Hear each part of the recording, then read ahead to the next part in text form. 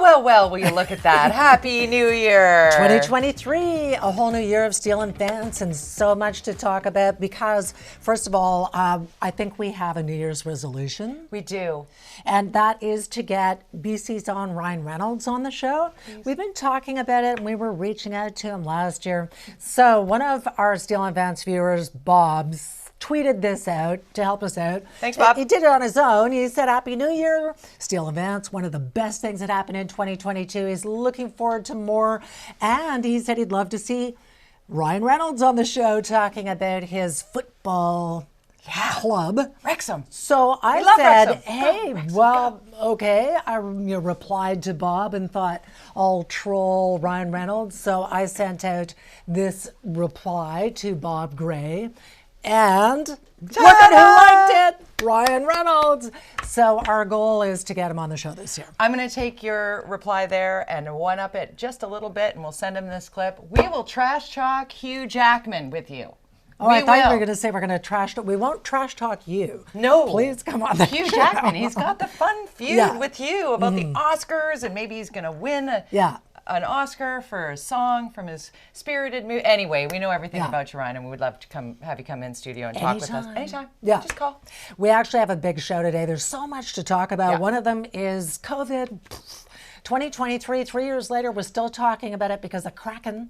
And actually, today is the first day that the Canadian government has jumped on, like a bunch of other countries, and said, if you're flying in from China, you must provide proof of a negative COVID test. Right, so China, Hong Kong, or Macau, any travelers incoming from those destinations will require a negative COVID-19 test, prompting a lot of conversation around it, which we'll get into, about what that means. Is it political? Is it too late? Will it spark some racism? I hope not.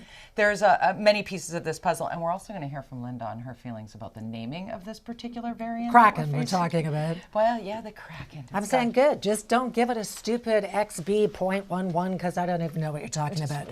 Let's just hope that these passengers coming in from China are not going to experience what we saw over the Christmas holidays, especially with Sunwing. And there is a guy who we've had on the show who is a travel consultant. He used to be a bigwig with Air Canada, and he tweeted this out about Sunwing deciding after all this chaos that they're going to cancel flights out of Saskatchewan, rather. Yes. Until February. The level of slime baggery contained in this decision is unprecedented. Canceling an entire seasonal program with zero notice, where some travelers are already at the destinations, shockingly crass and heartless. Who can ever trust Sunwing with their vacation dollars again? We'll talk to Duncan about that. I wouldn't fly with them or Flair. I won't. I mean, it's tough enough if you're going with Air Canada or WestJet. They're still in a position where flights are canceled and your luggage is piled up with thousands of other people's luggage, and you're lucky if you ever get it back. So we're getting into that, but also, Linda, we need to mark a big occasion here, particularly you and I, women. No, wait, we have one more thing to talk about on the show that's coming up, and this is a big merger about Shaw and Rogers that we've been, talking about last year. It just passed another hurdle to go forward.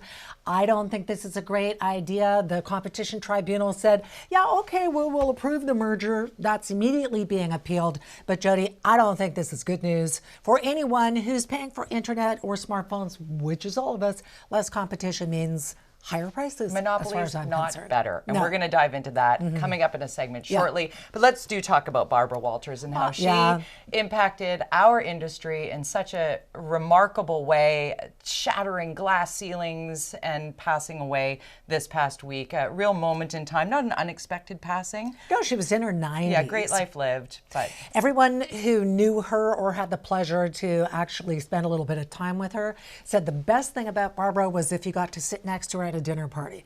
She had the tea on everybody. Fabulous stories. What I would give to have dinner with Barbara Walters. Yeah. But you and I both know she was a trailblazer. And for women in the television news business, the more things change, the more they stay the same. And a colleague of ours at Czech Tess Van Satin. She got slagged over the holiday season by somebody who was just offended. They wrote a terse email to her, I think, because she was wearing a sleeveless dress. It was like, come on. So Tess tweeted out, Look how beautiful she looks, by the way. My dress is upsetting. I'm like, no. I tweeted back at her, you look great. It's professional, and people should shut the you-know-what up. Shut your pie hole in 2023 if you're still complaining about the way women dress. So in that little box off to the side, Tess actually put up, she goes, I get lots of these things, but this one I wanted to show in its entirety. And it's like, what was it, borderline distressful? Her clothes? Are you serious right now? Are you actually serious about bare arms being disturbing to you? How about if that is That's the case disturbing. for you, how about you check yourself? Don't email check yourself. Okay? And in fact, we reached out to Tess because she's been getting international attention with people seeing this tweet. This is what she had to say. Hi ladies, do you like my shirt? I had no idea my arms could be so threatening, but the lady who emailed the newsroom to complain said it was almost upsetting how I was dressed. Now I'm still not sure what that actually means, but we received another email from a female viewer in the summer complaining about my bare arms. Breaking news, women have arms, and those of us in the public eye are bombarded with critiques on our appearance, and our male colleagues almost never get that. We've seen it with politicians, and in the case of broadcasters, it's apparently even a crime to be pregnant on TV. It's so disheartening. Most of these personal attacks come from other women. I used to just ignore them, but ignoring bad behavior doesn't make it go away. That's why I tweeted, "Enough is enough. It's 2023. Surely we can stop telling women how they should look. I know you guys have had to put up with it, and it's not okay." Amen, Tess, right? I mean, this is ridiculous. This has been going on for decades. When I first got into TV news back in the Stone Ages, women, almost always women. Used to snail mail, email, phone call. I don't like your hair, your dress, your lipstick, or whatever. But Tess has got the last word on this. Look at her tweet that she just put out today, I believe. Yeah, she's ordered a whole bunch more sleeveless outfits. So enjoy that, Czech viewers. And Tess, you rock on. You look amazing. Hashtag girl power. And women, let's go. Let's support one another in wearing whatever we want. Or just keep your opinion to yourself. Right? How about that? How about that? But maybe we have opinions on our BC property assessments. Those are out. So I got mine. I checked. My condo went up about 70,000.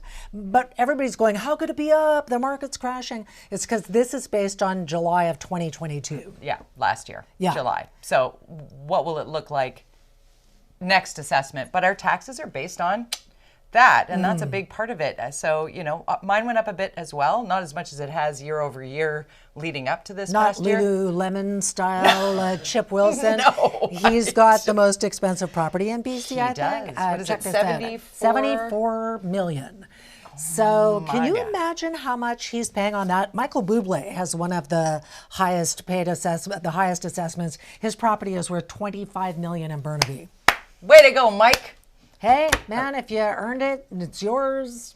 But have fun paying the property tax. But it's kind of hard on people who are living in something that at one point was a fairly affordable property, and all of a sudden it shoots through the roof. I had the situation where the BC assessment came in, and then the homeowner's grant, the ceiling was all out of whack, and I had, jumped the line. I'm not moving. I could not afford to buy my house today. I bought it 14 years ago. Oh, Jody, you're sitting on a lottery ticket, as they like to say. I know. I'm not moving. And if I had to move out of my home into the neighborhood, I'd have to pay these prices anyway. Well, the good news is they have jumped up the threshold for getting the homeowner grant. Right. It's now over 2.1 million, I think, which people in other provinces would be like, if you could afford a $2.1 million home, do you really need a property? Do you really need that $500 so much? Yeah.